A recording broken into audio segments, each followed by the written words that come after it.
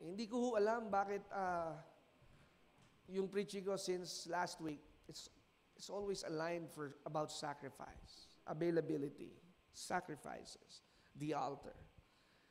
At yung salita hong available sa Tagalog ay pwede.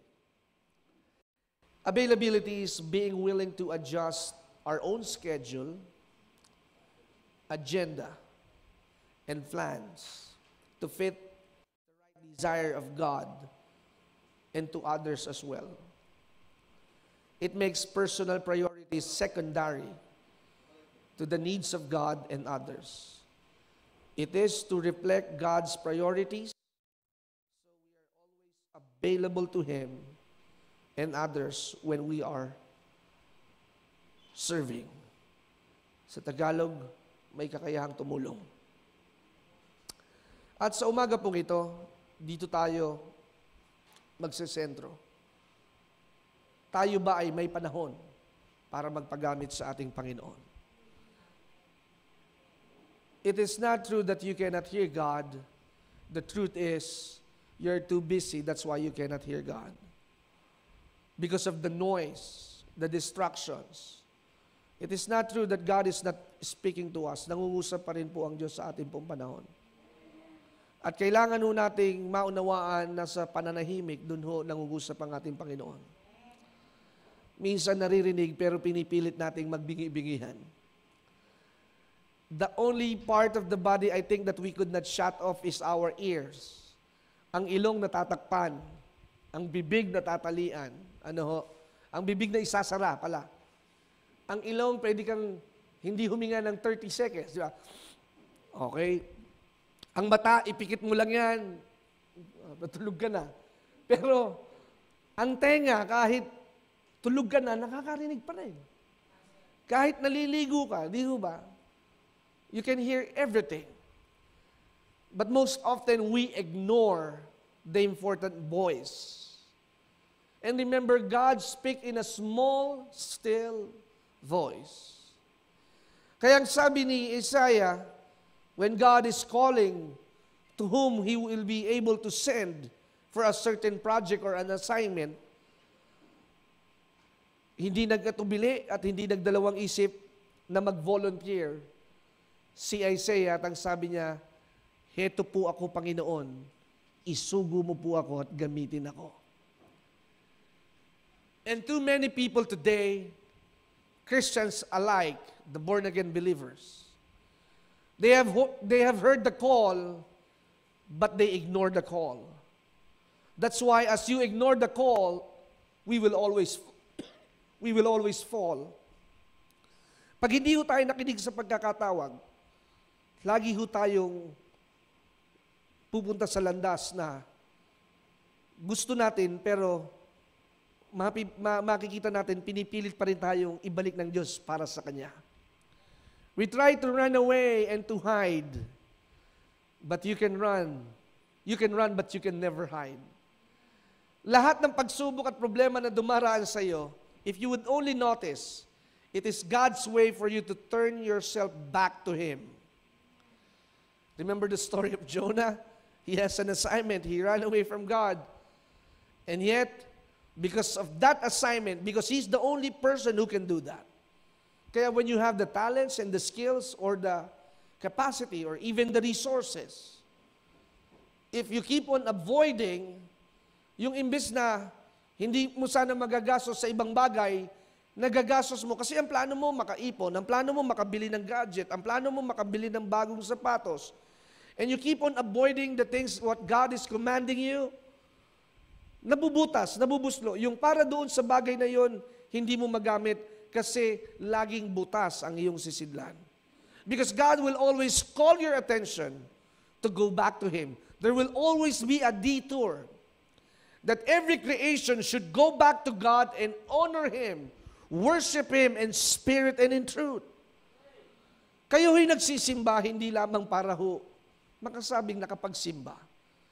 Nagsisimba ho kayo para mag-alay. Bukod sa ikapo at kaloob, ang inyong buhay is the greatest requirement of God. Kaya nakakalungkot na nagsisimba, pero hindi nababago.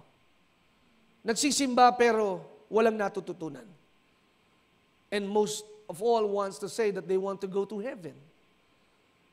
How can you go to heaven if you cannot endure the practices that we have here? Because heaven is a place of culture. Ang langit ho ay lugar na kung saan ay may kultura na. Hindi po pwede doon pagpunta mo sa langit, ikaw ay tatamad-tamad at ikaw ay maangat at ikaw ay mayabang at punong-puno ng yabang sa iyong sarili. You cannot go to heaven if you are gone like that. Pero dito sa lupa, you learn service, you learn sacrifice, you learn to be discipled and to read the Word of God and pray every day. Availability is important. Sapagkat minsan darating sa iyong buhay, ikaw ang hinahangad ng Diyos para gumawa sa ganoong pagkakataon. Don't miss that opportunity. And you will see, if you miss that calling, it will take another 5 years para bumalik ulit sa iyo yung calling na yon at para ikaw ay mag-function doon sa pinapagawa ng ating Panginoon. Kaya ang nangyayari, madalas, all our decisions are a mistake because we run away from what God has called us to do. Kaya marami hong kabiguan, maraming kalungkutan. It's most probably because we are too hasty. Nagmamadali tayo. We hasten on the things that we choose our own way. Kita nyo nga, sa video okay pa lang ng kantang My Way, nagkakapatayan na tayo yung sarili mo pa talaga ang sundin mo. Yung ikaw lamang ang akala mong tama at ikaw ang hari ng iyong sarili. If you always do like that, you will always fall in the trap of the enemy. Because the thief comes to steal, kill, and to destroy. And Satan is very patient. He's like a roaring lion waiting for the open door. That's why when you are not available for God, kanino ka magiging available? Kung hindi ka available sa Diyos, sinong gusto mong gumamit sa iyo? Tandaan ho ninyo, dalawang puwersa lang ang naglalabanan. Puwersa ng katwiran at puwersa ng kasamaan. Kaya if you will not be available for God, alam nyo na kung kanino kayo magiging available pag hindi kayo available sa Diyos. Ano ho? So if you will not respond, whom are you responding for? Kaya kapag hindi ka tumugon, kanino ka tumutugon? Kaya napakalinaw mga kapatid, when you hear the voice of God, harden not your hearts. Do not be like the Israelites that in the days of provocation, sinubok, pinahintulutan. Tandaan ho ninyo, ang Diyos ay hindi pinagmumula ng pagsubok, pero pinahihintulutan niya ang pagsubok para tayo maging dalisay at maging matatag. We are tried, pruned, and tested. Why? For the certain purpose that our foundation may be secured. Alam niyo ho yung talinghaga about the foolish builder and the wise builder. Yung isa nagtayo sa buhangina, nagtayo ng bahay niya, dumating ang ulan, malakas na bagyo at hangin, nasira ang kanyang bahay. Pero yung matalino, ginawa niya itong bato. At dumating ang malakas na hangin, malakas na bagyo, at hindi ito kagad na igupo.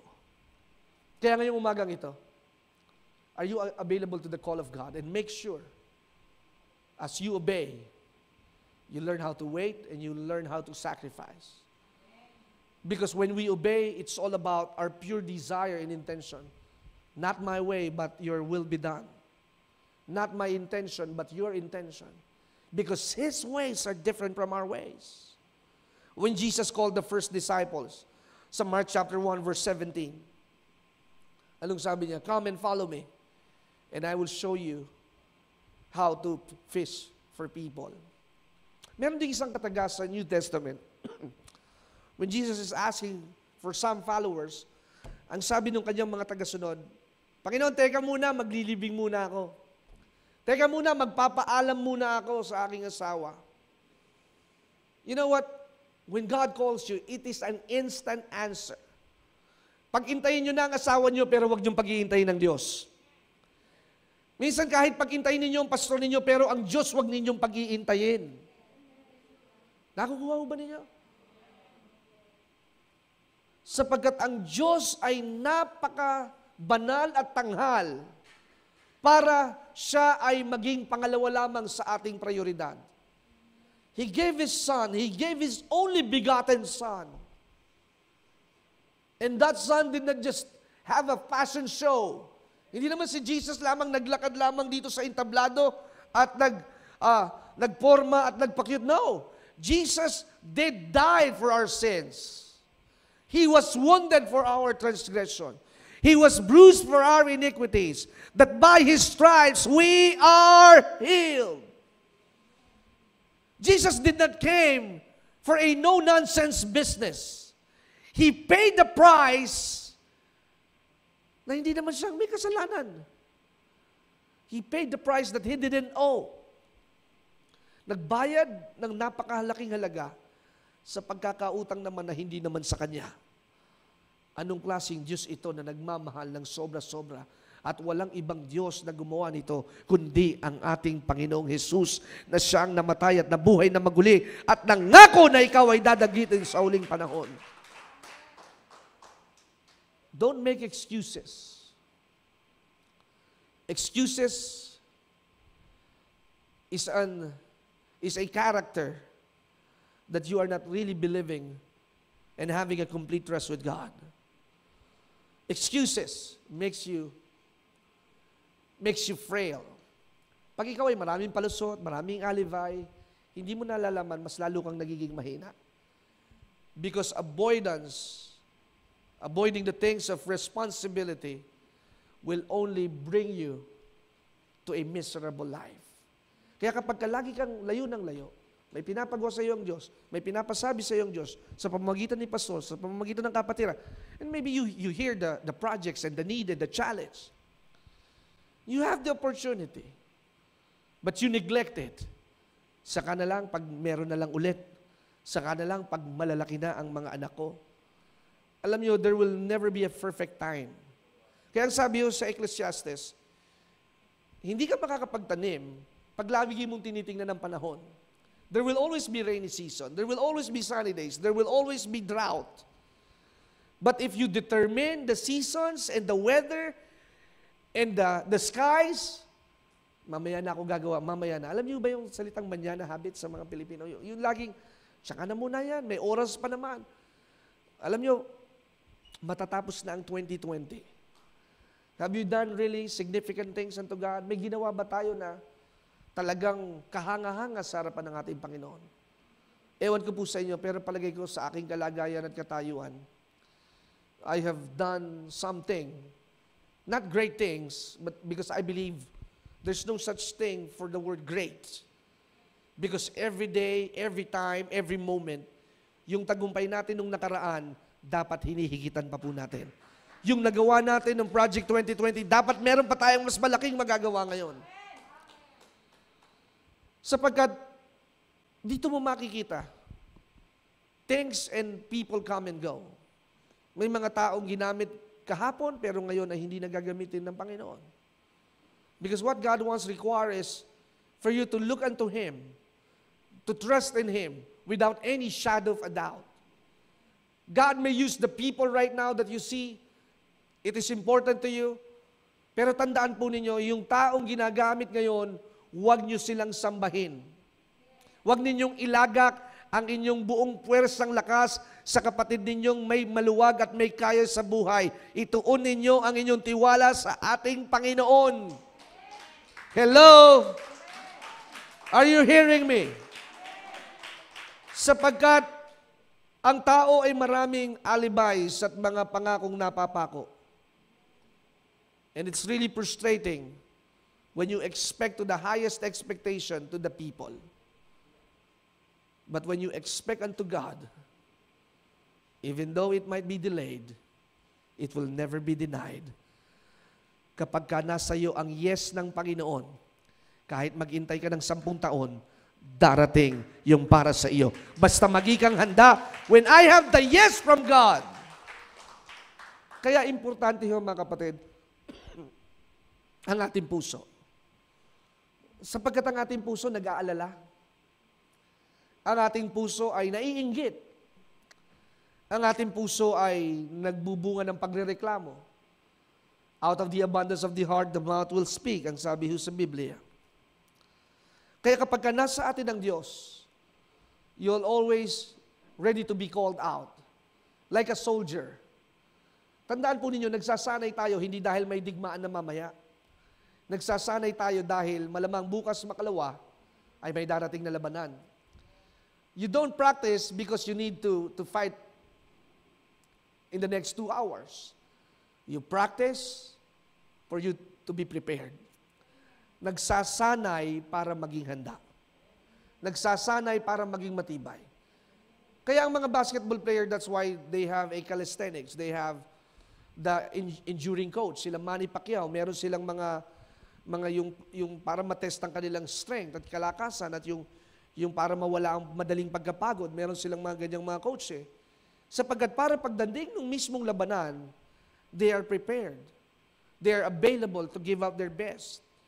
Kaya, bilang isang mananampalataya, nagsasanay tayo sa nalalapit na pagpapala, sa nalalapit na labanan, sapagkat ang buhay ay laging may labanan, laging may pagsubok, laging may pagtitiis, laging may hahamak sa iyo. Pero pag ikaw ay matibay, kahit murahin ka ng asawa mo, ikaw ay magiging matatag. Kahit ikaw ay iwanan at layasan ng iyong anak, ikaw ay magiging matatag. Sapagkat ikaw ay inihanda ng ating Panginoon na maging matibay at matatag sa lahat ng pagkakataon. There will be shaking. There will be betrayals. But at the end of the day, if your feet are standing on solid ground, you will be steadfast and be immovable.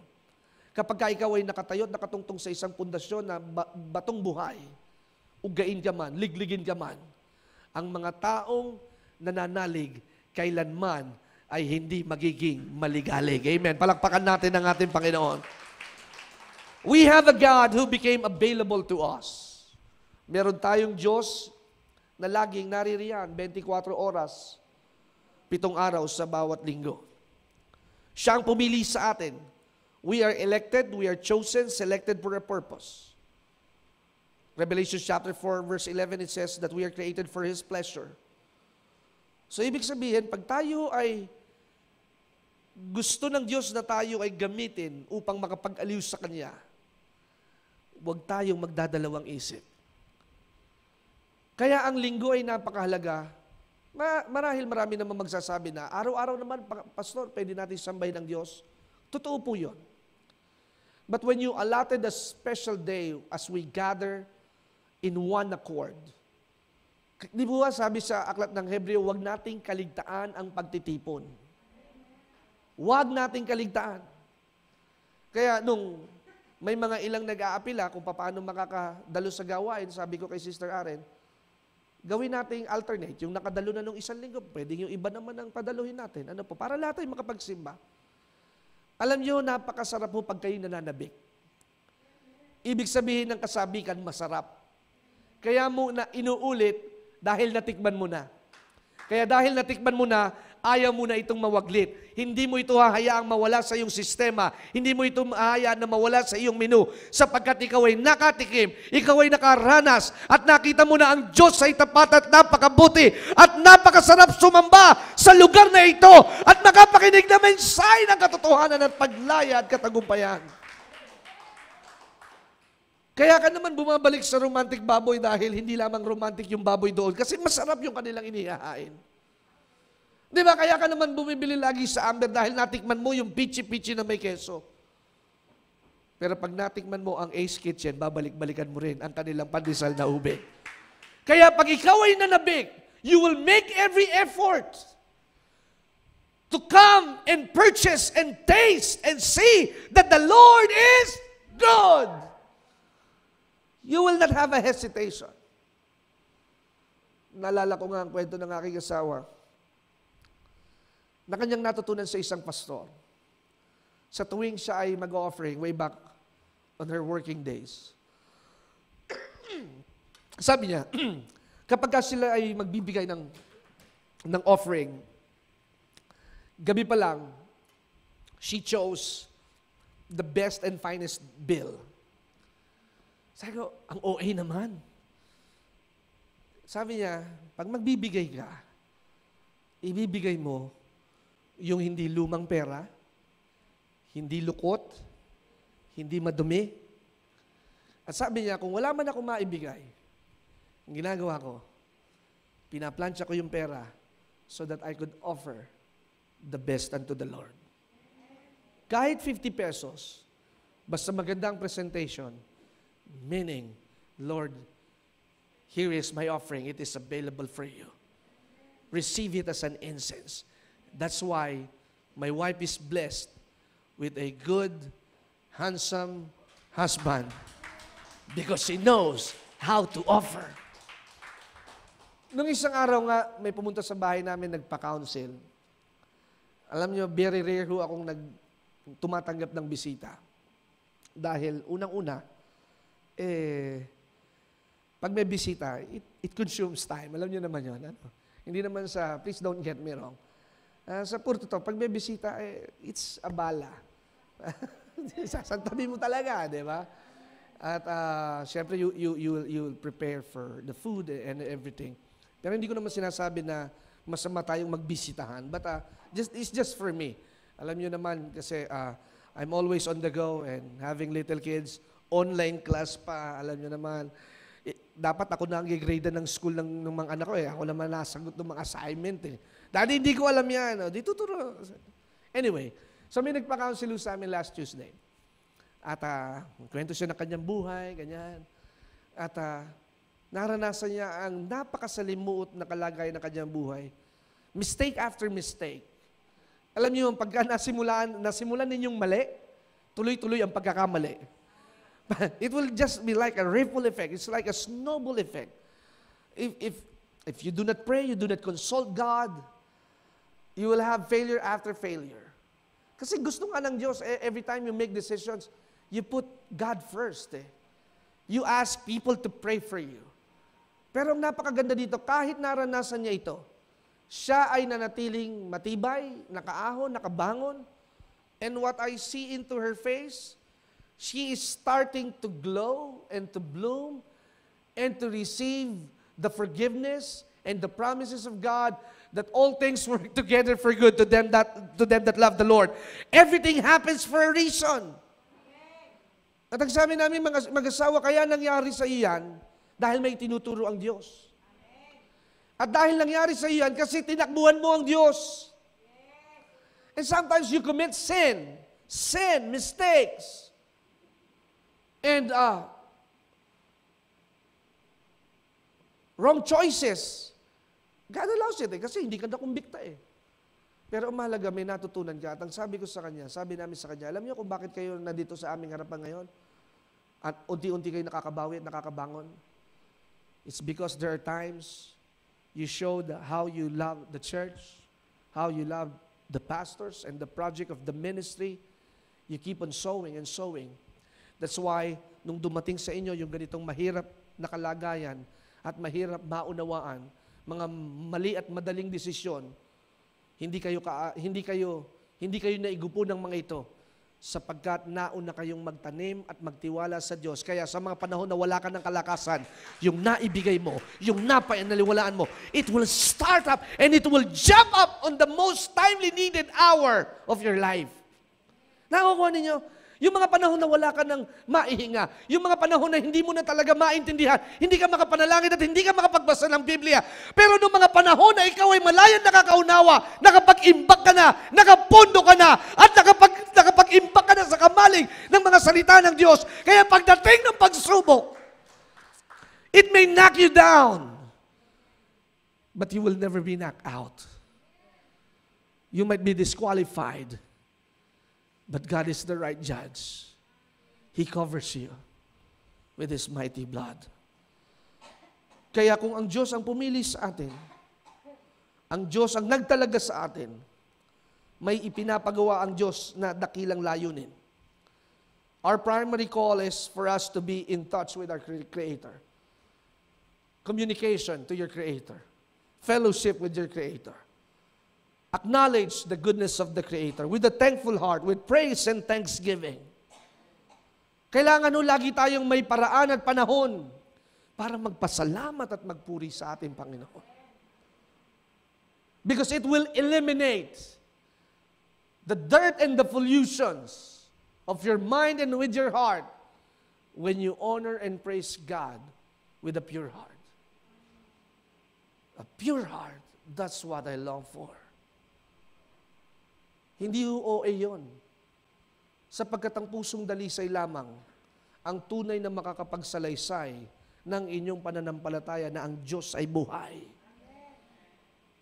How can you stand in prayer if you do not know that God is hearing and listening to you? Sige nga ho. Kung hindi mo alam na ang Diyos ay naririto sa lugar na ito, hindi ka mag-aaksaya ng panahon. Kung alam mo na ang Diyos ay nakikinig, hindi ka mananalangin kahit isang sandali.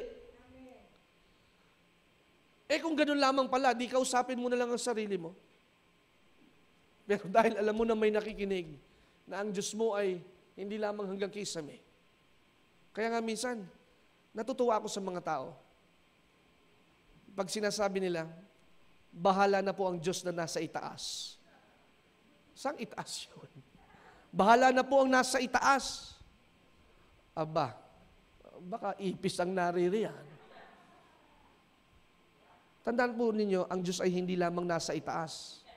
Siya din ay bumababa sa mga panahon na gusto niyang manatili sa inyong buhay. At pag ang Diyos ang bumaba sa inyong buhay, whatever you touch will continue to prosper. And you cannot deny the invitation. Brad, ikaw ang opening prayer next week. You will not deny the invitation. Alam niyo po, ang pagiging mahiyain ay pakadaan ng kaaway.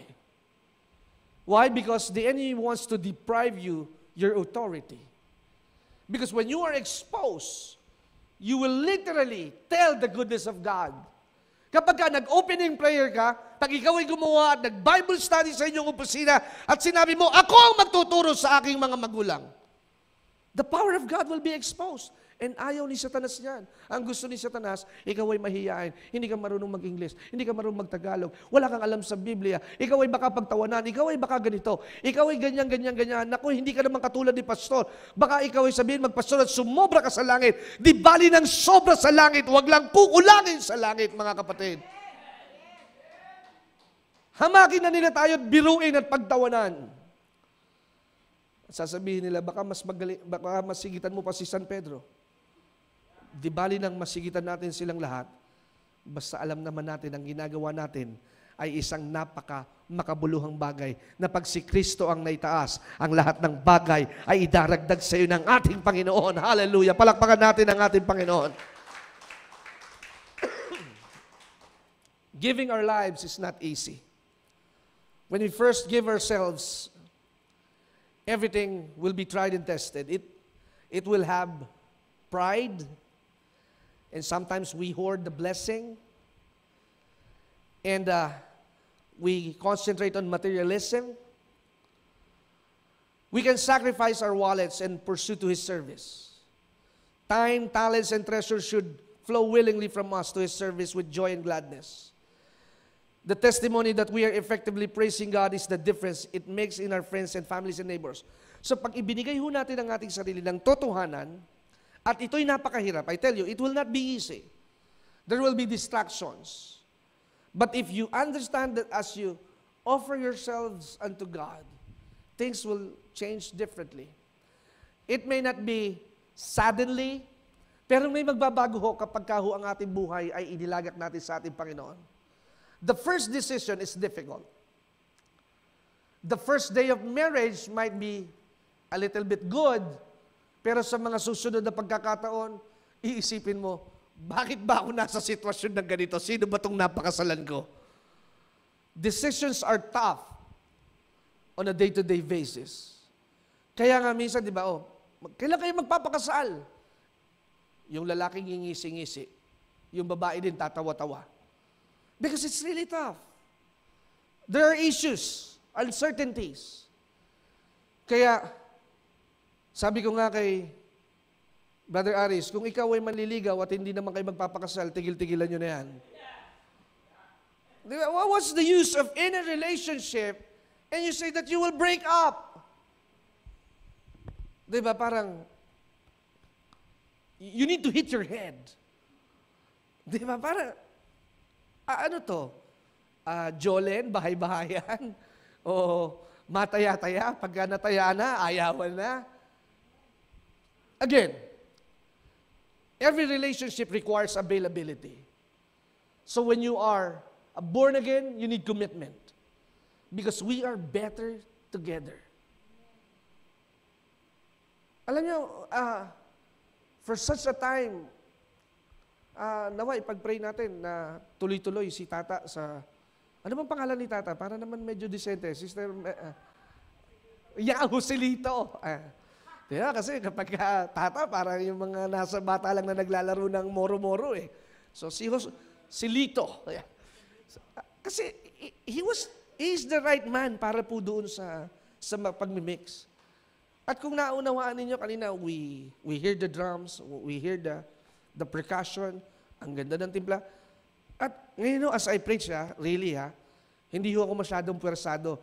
Rinig na rinig ko yung sarili dito sa station to. And it is really good. Palakpakan natin ang ating Panginoon. Sometimes, you will be frustrated so that you will learn to trust God in any way. And trusting requires waiting. As God looks for the available people, you need to be patient. Because if you lose your patience, you will become a patient. Pag nawala ang pasensya mo, siyak na sabihin niyan, doktor, sa punta mo, maha-high blood ka. Walang nananalo sa nagagalit o magagalitin. Walang nananalo sa pagtatalo. Parehas kayong sawi, lalo na pag ang kalaban mo ay biyanan mo, hindi ka mananalo, mga kapatid. Kaya ang gawin mo, manahimik ka na lang. Kaya kausap ko nga yung isang pastor, sabi niya, ang kulit nitong biyanan ko eh. Sabi ko, bakit naman? Binibigyan mo na nga ng pera, galit pa. Magkano ba binibigay mo? 15,000. 15,000 lang binibigay mo, galit pa. Aba, mahirap po. Pero kung ikaw ay may Diyos, Lord, I know you will give me the grace to achieve and overcome it. Sapagkat ang pagiging available sa Diyos, hindi mo lamang ini-invite ang pagpapala. Ang pagiging available sa Diyos, ini-invite mo din ang labanan. Sapagkat mediocre people will not have challenges. Remember, average people will always have average problem. But great people will have great trials because God knows He can entrust you with a wonderful responsibility. Kaya kapag malaki ang pagsubok mo at malaki ang bayarin mo, malaki ang responsibilidad mo, magalak ka. Sapagkat alam mo na katuwang at katulong mo ang ating Panginoon. If you give up responsibility, kaya yung nawala mong sasakyan, may papalit sa iyo ang Diyos na mas maganda. Yung hindi natuloy na magpakasal sa iyo, may ibibigay sa iyo ang Diyos na mas maganda at mas maayos. Don't cry for spilled milk. If would that be the right one, God will choose the one. Huwag ho nating ibigay ang lahat ng ating lakas sa mga nangyari sa nakaraan. God will make a brand new stories every day. So when we give ourselves, we lose our concentration about being selfish, our pride, our ambitions. Pag ibinigay natin ang ating sarili sa Panginoon, hindi mo na masyadong dinadragang yung sarili para matupad lamang yung pangarap mo, kundi tinutupad mo yung pangarap mo na alam mo na kasama mo ang ating Panginoon. Ang hirap kasing mangarap na sarili mo lang. What you will do? Do overtimes, do sidelines. Itinda lahat ng mga insurance, itinda lahat ng mga dapat maibenta. Wala ho namang masama doon, pero at the end of the day, you will be so tired. Kaya kapag napapagod ka, hindi mo kasama ang Diyos. Narinig ba ninyo yun? Ulitin ko ulit. Baka naman natutulog na yung katabi ninyo. Pag napapagod ka, hindi mo kasama ang Diyos. Hallelujah. Kaya kapag panay ang lugi, huwag mo sabihin na pagsubok lang yan, hindi mo kasama ang Diyos. Sapagkat pagkasama mo ang Diyos, kahit nalulugi ka, masaya ka. Kahit nagkakasakit ka, maligaya ka. Sapagkat alam mo na hindi ka pababayaan ng Diyos, hindi ka mamamatay sa hindi itinakda ng ating Panginoon. You will see the goodness of the Lord in the land of the living. You will not die before your time. You will not die before your time. Hindi ka mamamatay ng maaga na hanggat hindi mo pa nagagawa at natatapos ang pinapagawa sa iyo ng ating Panginoon. 10,000 man ang mamatay sa iyong tagiliran, kaliwat kanan man ang pandemya. Basta ikaw ay naniniwala at nagtitiwala sa Diyos, mananatili kang nakatayo at ikaw ang magwawagi sa kabila ng maraming nasasawi. Sapagkat alam mo na ang putong at korona ng Diyos ay nasa sa iyo. Palakpakan natin ang ating Panginoon. Sa Acts chapter 8, verse 26 to 39, it sum up with God's calling to a man or a disciple named Philip. An angel of the Lord said to Philip, kailangan ho kasi pag nag-respond tayo, oh, Sister Vilma, merong nasunugan doon, bigyan natin ng tulong. Oh, Sister Vilma, punta tayo doon, maggawain tayo, at ang ating kapatid ay na nagdadalamhati dahil namatayan. Hindi na ba yung, Pastor, bibigyan niyo ba akong pamasahe? Pastor, may service ba? Alam niyo, ang availability, you create the possibility. Di ba? Magpakain tayo ng 500 mga kapuspalad. Huwag ka na magtatanong na, Pastor, wala ko tayong budget. Saan manggagaling ang pera? Alam niyo, magpo-provide ang Diyos the moment you step in and walk in to the unknown. Magtutusos ang Diyos. Kaya kami nung nagtitaping kami lagi dito, laging tatanungin ng daddy ko, may budget naman tayo sa ministry. Ito ang budget, Kenneth, para sa merienda ng mga kasama nating manggagawa dito. Pero nakakatuwa, may mga pagkakataon na nababalitaan lamang nila na pupunta dito ang bishop natin. Nagagalit pa kay Sister Aren kasi ang bagal sumagot ni Aren minsan. Ewan ko anong ginagawa. Si Aris ang pumunta, hindi nakilala kung sino si Aris. Naguunahan pa sila. It happened 3 times na may 3 mga kapatiran na sila pa Pastor, pa-pick up nga dito. Kami na ang sagot ng merienda ninyo. Nandiyan pala ang ating bishop. Di ba? Kilala nyo na yun. Yung nag-i-amen na yun. Ayaw magpabanggit ng pangalan eh. Kaya, it is your availability that will respond to the project and to the assignment. Sige, ako na, Pastor. Magbagunahan tayo. Di ba? Kung lagi tayong magpapakiramdaman, wala tayong makakamtan.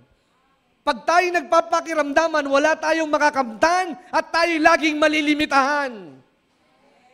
If we base on our feelings and emotions, we will not go through another day. Kung lagi nating titingnan na hindi ko kaya, magpagamit ka at makikita mo na kayang-kaya mo. Hindi mo kaya sumakay ng roller coaster, pero pag nandun ka na, isigaw mo lang, nalaglag tuloy pustiso mo. Pag nandun ka na, yung takot mawawala. Pastor, wala pa kaming ipon, kaya hindi muna kami mag-aasawa. Mag-asawa na kayo, dadalo yung ipon. Kaya naman hindi nagkakatuloy yan ng mga mag-asawahan. 10 taon na. Nagkakahiwalay pa. Kasi nakatutok lagi sa ipon, magkabahay kami, ganito, ganyan.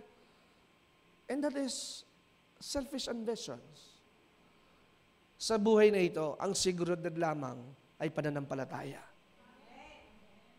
Dollar exchange changes.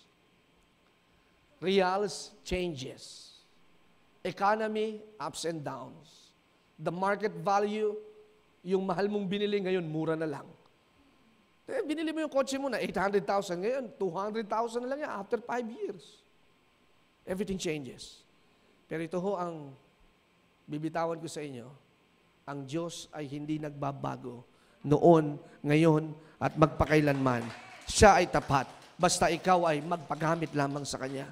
Kaya ang sabi ng anghel, pumunta ka sa dakong south at patungo sa Jerusalem to Gaza. And this is a desert place. Pag sinabing desert place,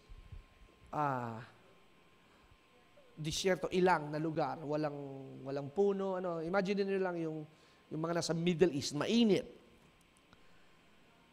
mabuhangin. maraming cactus, at maraming bonsai. Go to a desert place. And he rose and went. And there was an Ethiopian eunuch. Ethiopian eunuch, a court official of Candace, queen of Ethiopians. Ito yung isang opisyal na tagapagbantay ng reyna, ha?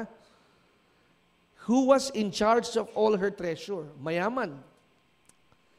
At siya'y papunta ng Jerusalem para sumamba at pabalik na, nakaupo sa kanyang karawahe, at binabasa niya ang aklat ni Isaiah. At habang binabasa niya ito, hindi niya maintindihan kung anong nilalaman nito. God will send somebody to be useful to you. Yung gusto mong magkaroon ng tolda doon sa garahe mo, hindi mo naman maisip kung paano mo ikakabit, may papadala ang Diyos sa iyo na pwedeng magkabit ng tolda na nais mong ilagay sa garahe mo. Hello? As simple as that. Yung hindi mo kayang gawin, na hindi ka makapagbukas ng bangko, magkapag-open up ng account, merong dadalhin sa iyo ang Diyos na malapit at may kakilala sa branch manager na magiging favor sa iyo para maging mabilis ang lahat ng proseso na iyong kakailanganin.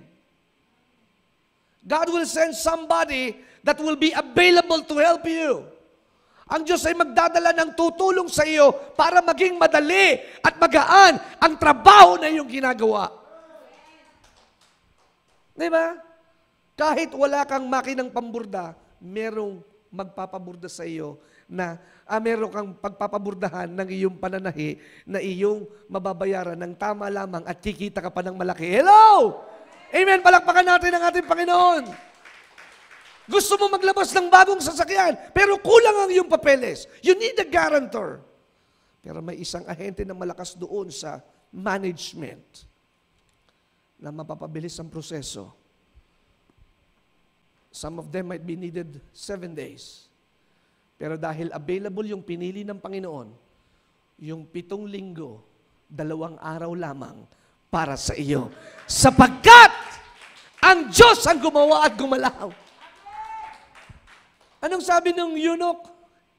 He was reading the book of Isaiah. Alam niyo, pag binasa niyong Biblia, 10 out of 10 na unang nagbasa ng Biblia, sasabihin sa akin nakakalito at hindi nila maintindihan. That's why you need somebody or someone to teach you. At pag naturuan na kayo, huwag lamang kayong umasa sa tagapagturo, umasa na kayo sa banal na Espiritu. Pag naturuan na kayo, magpahubog na kayo sa Panginoon, na maintindihan nyo ang kanyang mga talata at kanyang mga salita. Sapagkat ang salita ng Diyos ay pangako ng Diyos. Basta hindi ko maintindihan yung mga hari at mga pari at mga saserdote. Ang Biblia ay hindi lamang binabasa. Ang Biblia ay binubulay-bulay. Hindi ho ito comics, hindi rin ho ito newspaper. At huwag kang umasa na laging maganda ang nasa huli. May mga nasasawi. Imaginin po ninyo, yung buong mag-anak ni Korah, hindi ho si Sister Korah, yung Korah na nasa Bible, they want to fight with Moses. Diba? They are so indignant na awayin si Moses. Anong ginawa sa kanila ng Diyos? Kinain sila ng lupa. Because, natabunan ng lupa. Because God is fighting for Moses. Moses is a servant of God. Ano nangyari kay yung mga kapatid ni Moses na si Miriam? Ayaw ni Miriam na ang asawa ni Moses ay isang dayuhan. At galit na galit sila. Ano nangyari kay Miriam? Nagka-leprosy. Nagka-ketong. Ano po? And for such a time, nasa labaso ng templo, tolda, ng sambahan, si Miriam. You know what, mga kapatid? As long as you are available for God, ang Diyos ang magtatanggol sa iyo. They can have their opinions. They can have their suggestions. Pero ikaw mismo, na nakakaunawa na ang Diyos makikipaglaban sa iyo, makikita mo, yung mga nang-aapi sa iyo, sila na ngayon ng kaapi-api. You do not pray for their devastation, but God will fight for you because you serve a living God that who is faithful to His promises. Amen. Kaya, nung kailangan ng tagapag-interpret ng eunuchong ito, imagine ninyo kanang kamay ng reyna. Ang mga eunucho, kadalasan ho yan ay mga malalaking lalaki at kinakapon. Hindi pwedeng magkaroon ng pagnanasa sa kanyang binabantay. Remember when Queen Esther has a eunuch as well, meron siyang katiwala. Kahit makita niya si Esther, walang yung desire ng init ng damdamin. Kasi nga kinapon na wala nang pagnanasa. Kaya itong eunuchong ito na malapit sa reyna ng Ethiopia, he has all the treasure and kaya kung titingnan ho ninyo, summing up, si Philip is the right person, the right man at the right time.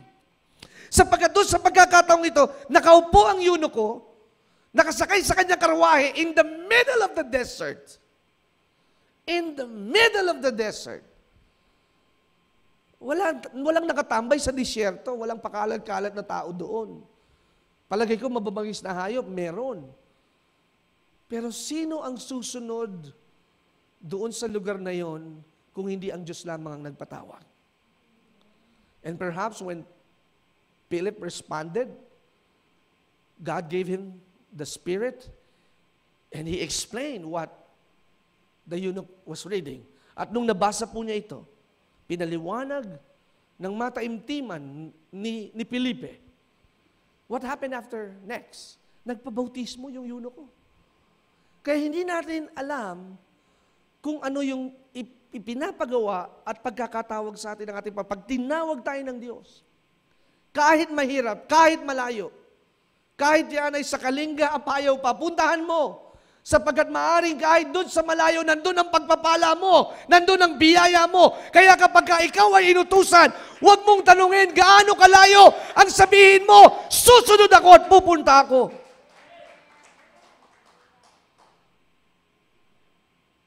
When we started the church, walang pastor ang mga taga-Binyan. It is not about the pure skills and talents. It's all about availability. Pag available ka, handa kang magpasanay. We are turning 13 years next year. And I believe marami na tayong na-achieve. Pero we will not stop there. Because my God is a big God. There will be more in store for 2021. Ito'y napakalaki, nakalululo at nakakamangha. Sapagkat ngayon pa lamang na ganito ang ating kalagayan, tuloy-tuloy ang biyaya. Papaano pa sa susunod na taon? That's why David said, surely His goodness and mercy will follow me all the days of my life. Surely, pag sinabing surely, tiyak, sigurado, na ang kanyang kabutihan at tawat habag ang susunod sa akin. That's why I therefore conclude, ang pagpapala hindi hinahanap. Ang pagpapala ang hahanap sa iyo pag lagi kang handang sumamba at magtiwala sa ating Panginoon. And as Philip baptized the eunuch, hindi na sinabi ho dito sa akdang ito, but I have a perception, the eunuch also blessed him. Pag ikaw ay nakagawa ng mabuti, hindi po pwedeng hindi ka pagpalain ng ating Panginoon. And as I close, mga kapatid, sa Ezekiel chapter 22, verse 30, I look for someone who could build a wall, who can stand in the places. God is looking for someone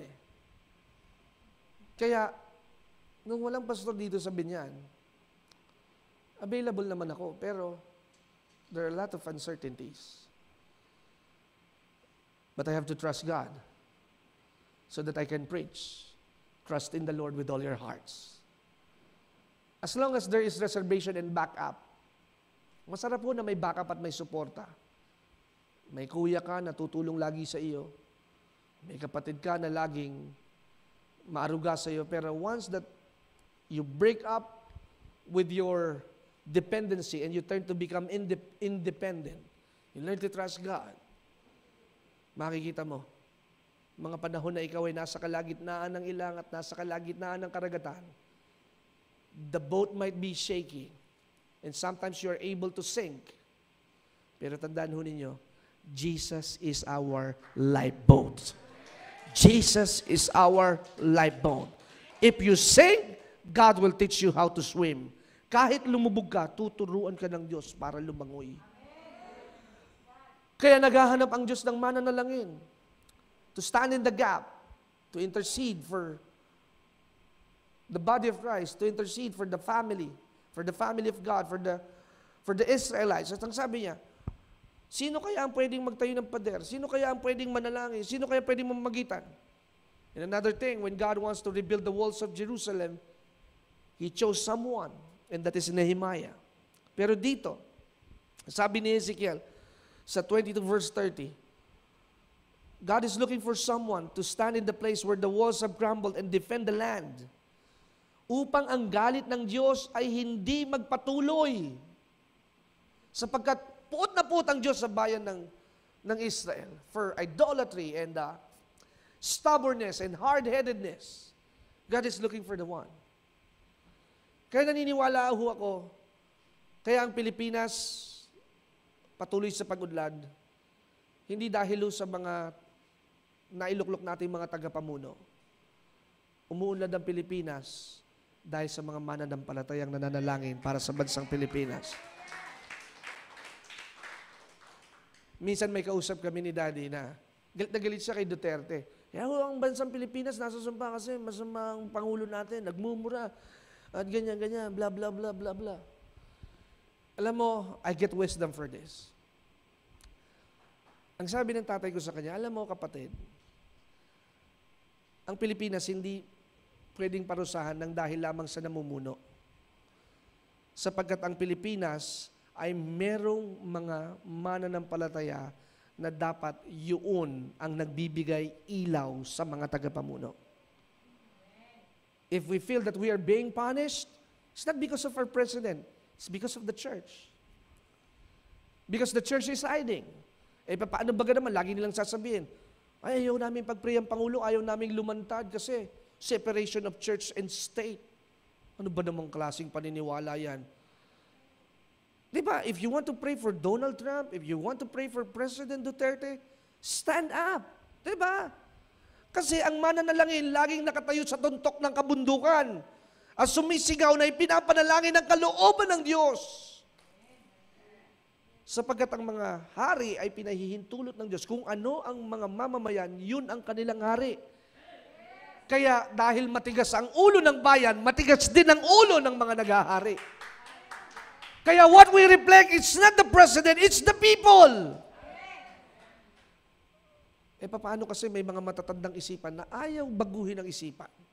Gusto nila manatili lagi sa pamumuno. Gusto nila lagi na lamang sila ang magaling. Ayaw nilang pagbigyan yung mga new generations. Ayaw nilang pakinggan yung mga new suggestions.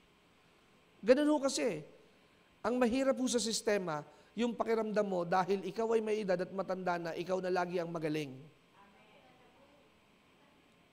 What I have learned is, I appreciate the suggestion of the younger generation.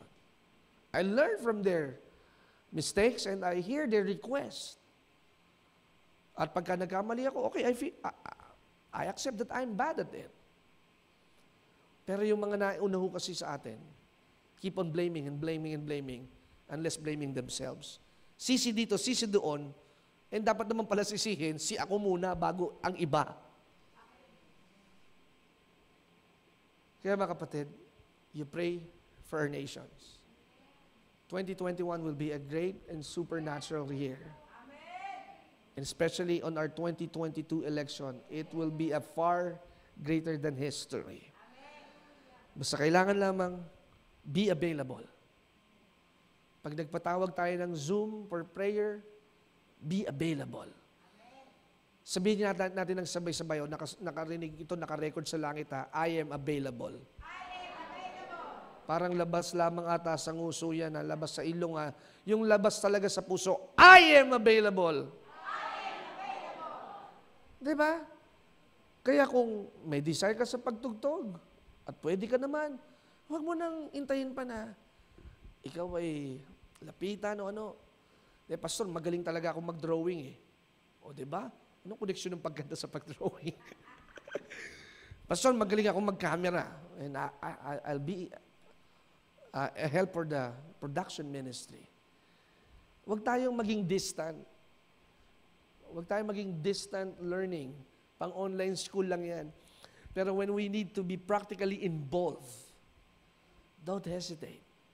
Just facilitate. Irritate and careless and hassling and inconveniencing others are the opposite term of being available.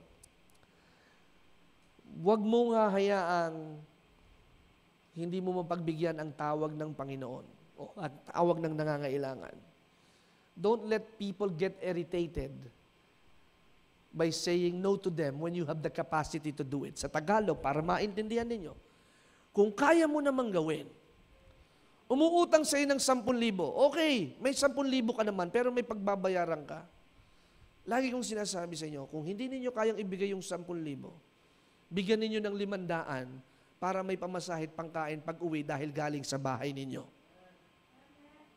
Don't let people get irritated. Oh, bago sasakyan niya na. Oh, bago bahay niya na. Ba't hindi kaya ako makalapit? Don't let somebody have the opportunity to think bad about you. Yes, people will have an opinion, but don't let them go home na walang natanggap mula sa mga lingkod at anak ng Diyos. Di ba? Nag-effort yung mangutang sa iyo eh. Nag-effort na dumaing, may kasama pang drama. Eh di pag-uwi naman sana para nanalo't nagwagi din siya sa kanyang mga hinaing. O di sasabihin niya, talaga palang napakabuti ng mga taga-biyaya. Dahil hindi ako pinapauwing sawi, sapagkat sa biyaya, laging wagi ang mga nagtitiwala sa ating Panginoon. Amen. Pride and selfishness, it makes you insensitive to the needs of others and causes us to control others instead of loving them. God says, I hate pride and arrogance. And the Bible also warns us that pride goeth before destruction and a haughty spirit before a fall. Kaya ang sabi ni Pablo, itong buhay na ito, walang halaga ito sa akin. Sapagkat ang aking tanging layunin ay matapos ang takbuhin at lahat ng ipinapagawa sa atin ng ating Panginoon. Ibahagi ang mabuting balita sa biyaya ng Diyos. And then lastly, Acts chapter 20, verse 35. It is more blessed to give than to receive. How many of you will be consistently saying, Lord, here I am, Lord, send me and use me. And maybe now is the time to surrender everything to God. Again, when you give to God, He doesn't need your ears or your nose. He wants everything of you. Di ba pag nag-aalay ho, last week, hindi po pwedeng paalang ang iaalay. Yung buong alay, sinusunog ho ng buong buo. Kaya pag magbibigay tayo sa Panginoon, hindi dahil, maglilingkod ako, nawalan ako ng trabaho eh. Maglingkod kayo habang nasa kalakasan nyo pa kayo. De, pastor, sa simbahan na ako kasi nalugi na ako, wala na ako ibang mapapuntahan eh. Magkano ba sweldo dyan? Mali. Dapat pag maglilingkod tayo, sa panahon na tayo mapapakinabangan pa ng ating Panginoon. Again, it is now time to turn back to God. Turn your eyes unto Jesus. And you will see greater things are yet to be done. Manalangin po tayo. Aming Ama, marami pong salamat sa umagang ito. Pinupuri ka po namin, pinararangalan at pinasasalamatan. Salamat po sa bahagi ng aming buhay na nakapakinig at ito'y inaayos mo para sa iyong kaluwalhatian. Tulungan mo po kami, Panginoon, that we will respond to our ability. And then after we respond, we'll have the word responsibility. And through that availability, we might not be the best qualified, pero yung handa kami magpaturo at handa kami magpagamit. Lagi ka pong eksperto sa paggamit ng mga sawi. Lagi ka pong eksperto sa paggamit ng mga lumalayo sa iyo. Kaya ngayong umagang ito, we humble ourselves, Lord God. If there is any pride and any iniquities in our heart, Lord, burn it and remove in our lives. Gamitin mo kami, Panginoon, sa panahon na kami malakas pa. Bagamat sa aming kalugihan may pagbangon, pero gamitin mo kami sa mga panahon na kami ay may kakayanan pa. Na kami ay may kapakinabangan pa na ipamalas at ipamahagi ang mga ito. At sa mga nakaranas naman ng pagbalikwas at pagbaliktad, dalangin ko po, Panginoon, na huwag tumigas ang kanilang puso. Na huwag silang mag-backslide at huwag itong maging katanungan, bagkus ito'y maging kasagutan. Na ang Diyos ay maawain at mahabagi sa lahat ng lalapit sa Kanya at magpapakumbaba at magsusumamo. Na mapalad ang mga aba na walang inaasahan kundi ang Diyos. Sa mga sawi, ikaw ay makakaranas ng pagbawi. Sa mga sawi, makakaranas ka ng pagbangon. Sa mga sawi, makakaranas ka ng pagbuhay na maguli. Because He has the resurrection power. He raised the dead man, Lazarus. He healed the leper. He made the lame man leap like a deer. And the blind eyes opened. You're the God of miracles. Here I am, Lord. Search me. Itong panalangin ni David, search my heart and know my thoughts. Create in me a clean heart, O God, and renew a right spirit. I am available, Lord God, but I do not know when and how to start. Lead me, Lord, teach me. Instruct me in the way that I should go. How can a young man stay pure? By reading the Word of God. How can you be preserved and persevere? By reading the Word of God. Lord, I want to start anew. Here I am, Lord. I am lost. I am broken. I am perplexed. I am disturbed and I am depressed. Here I am, Lord. I am available. Use me in the full capacity. For this church, for my pastor, for my brothers and sisters. Lord, use me to be a blessing and not a burden. Aming Ama, maraming salamat. In this, we entrust everything to you. We pray in the most precious name, the name that is which above every name. In Jesus' name. Everybody said, Amen. Tapos na po tayo. Just stand up and lift up your both hands and I will give you the final blessing. Next Sunday is the last Sunday of October. Pagsimba natin, mas maligaya, mas malakas. Tiyakin ho ninyo, ngayon pa lamang. Next Sunday, pagsama-sama natin, may pagpapala tayong tinanggap. Amen. Pagpapalang spiritual at pagpapalang literal. Don't give up because God is not giving up on you. Amen. Huwag kayong mabubugnot. Ano yung salita ng mga nasa, huwag kayong mabuburaot, huwag kayong maiinis. Basta pagka may naninigis at nangiinis, magpurit, magpasalamat sa Panginoon. Tandaan po ninyo, the greatest gift that we could ever have is the peace of God. What Jesus said is, I have given you the power and authority to trample on snakes and scorpions. But I have not promised that life would be easy. There will be challenges, but be of good cheer. I have overcome them. That's why peace is greater than any other blessing. Because when you have the peace of God, it passes on your mind and your thinking, and it will give you strength. Lift up your both hands, and one more time, one more minute, pasalamatan natin ang ating Panginoon. May natutunan po ba kayo? Amen. Sige po, pasalamatan ninyo. Ang mensahe na inyong napakinggan, available ako. Tara na at pupunta tayo sa prayer mountain. Mga kalalakihan, mga kananayan, we will pray and offer the sacrifice of praise. Amen. Next year, we will have an open crusade sa football field ng Binyan Sport Complex. Mga tipong gano'n. Lord, every time na magpapatawag si Pastor ng gawain, I will be available. Magli-leave of absence ako para sa iyo, Panginoon. Iiwanan ko ang kliyente ko pagka kami may Zoom fellowship sa araw na itinakda ng Diyos. Kayong mga nasa bahay, nandiyan na lang kayo sa bahay, maging kayong available every Sunday. Mga kabataan, be available every Sunday. God is about to visit you like never been before. Grabe ho ang gagawin ng ating Panginoon sa simbahang ito. I know, my Redeemer lives. So nakataas ang dalawang kamay and I will give you the final blessing. May the Lord bless you and keep you. May the Lord make His face to shine upon you and be gracious to you. May the Lord lift up His countenance and give you peace because you are highly favored in the Lord. In the name of the Father, the Son, and the Holy Spirit. In Jesus' name. God bless you po.